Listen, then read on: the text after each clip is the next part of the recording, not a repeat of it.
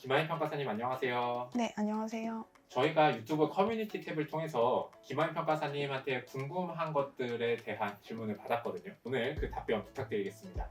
자, 네. 첫 번째 질문이에요. 이론 강의를 들을 땐 이해가 되는데 혼자 복습할 땐 방향을 잘 못 잡겠어요. 어떻게 하면 좋을까요? 아무래도 전문직 시험이다 보니까 많은 분들이 이론 공부법에서 어려움을 느끼시는 것 같아요. 저희 시험이 객관식 시험도 아니고 주관식 시험도 아니고 논술형 시험이다 보니까요. 그래서 기본 강의를 먼저 들으시고 기본 강의 들으시고 난 다음에 복습법 같은 경우에는 제가 교재를 위주로 설명을 드리잖아요. 그래서 제 교재를 같이 읽어보시면서 제가 강의 때 말씀드렸던 예시들이나 아니면 개념들을 한번 떠올려 보는 겁니다.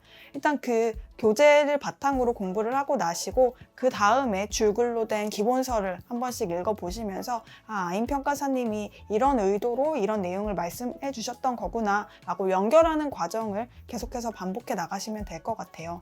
아무래도 이론이라는 과목이 여러분들이 처음 보는 단어들도 많을 거고 그 처음 보는 단어들의 의의까지 혹은 개념까지 외워야 되는 과목이다 보니까 처음에는 어려움을 느끼시겠지만 계속해서 기본 강의를 완료하고 나면은 여러분들이 문제풀이 과정에서 기본 강의 배웠던 부분을 활용하게 되니까 문제풀이 전까지는 교재와 기본서를 계속해서 읽고 또 키워드를 찾는 과정을 반복해 나가시면 좋을 것 같습니다. 네, 알겠습니다. 다음 질문입니다. 사람들이 어디에서 이론을 어려워한다고 생각하시나요? 두 가지 부분인 것 같아요. 첫 번째는 암기 부분인데요. 아무래도 법규와 달리 이론이 암기할 양이 훨씬 적다고는 해도 어쨌든 이론도 암기할 부분이 어느 정도 정해져 있는 거는 사실이거든요.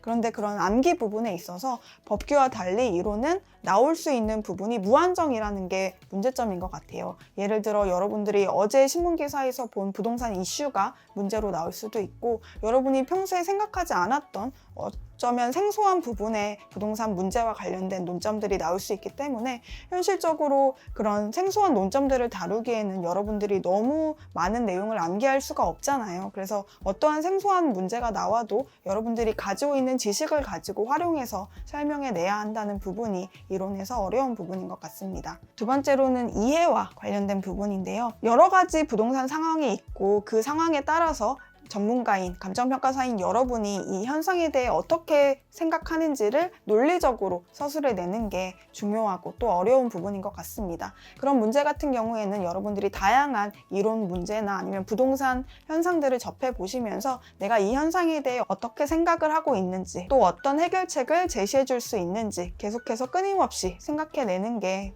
중요한 과목인 것 같습니다. 다음 질문입니다. 김하인 평가사님 강의의 차별점과 강점이 궁금합니다. 제일 중요한 부분은 첨삭이죠. 아무래도 제가 강사로서 제가 가르친 수험생들 여러분들의 답안지를 직접 읽고 또 직접 코멘트를 달아드림으로써 여러분들이 제가 배운 내용들을 얼마나 이해를 하고 있고 또 얼마나 그것을 답안지에 녹여내는지를 직접 제가 눈으로 보고 있다는 점.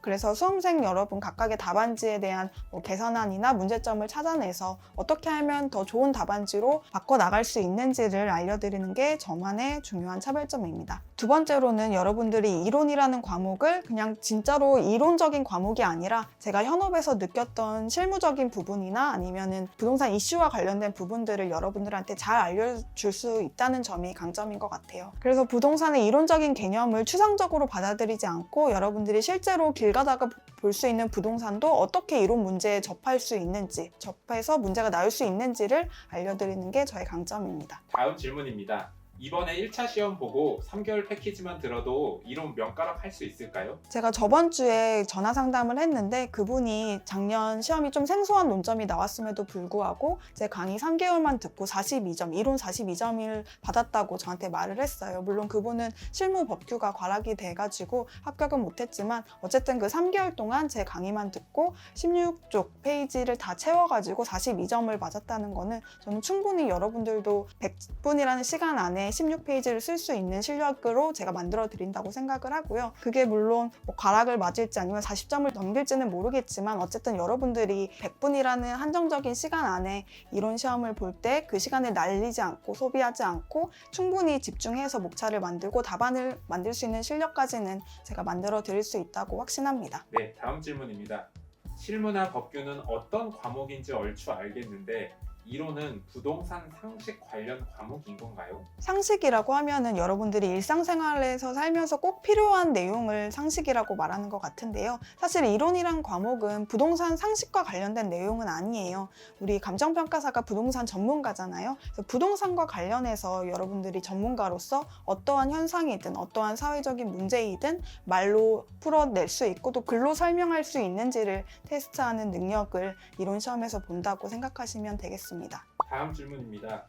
이론 공부 비율은 어느 정도 가져가는 게 좋나요? 여러분들의 총 공부 기간을 초기, 중기, 말기 이렇게 세 부분으로 나누어서 설명을 드릴게요. 일단 초기, 여러분들이 처음 공부를 시작할 때에는 실무에 큰 비중을 두셔야 됩니다. 그래서 제가 생각했을 때는 실무에 아무래도 한 70% 정도의 비중을 가져가시고요. 나머지 30%를 이론이랑 법규, 대략 한 이론 10%, 법규 20% 정도의 비중으로 가져가는 것을 추천을 드릴게요. 왜냐하면 실무라는 과목이 아무래도 제일 어려운 과목이고 여러분들이 느끼기에 낯선 과목이거든요. 실무라는 과목을 열심히 하시면서 그 숫자에 익숙해지는 과정이 필요하다고 생각이 듭니다. 그리고 제일 과락이 많은 과목도 지금까지는 실무였으니까요. 여러분들이 공부 초기에는 아무래도 실무에 좀 많은 시간을 투입을 하시기를 추천을 드릴게요. 그리고 점점 이제 공부 시간이 쌓이면서 여러분들의 공부 기간이 중기 기간으로 들어왔다 하시면은 실입업 비중은 대략 한 3분의 1씩 비중으로 나누어서 골고루 가져가시면 될 것 같아요. 물론 1차를 같이 병행하시는 분들도 있을 거고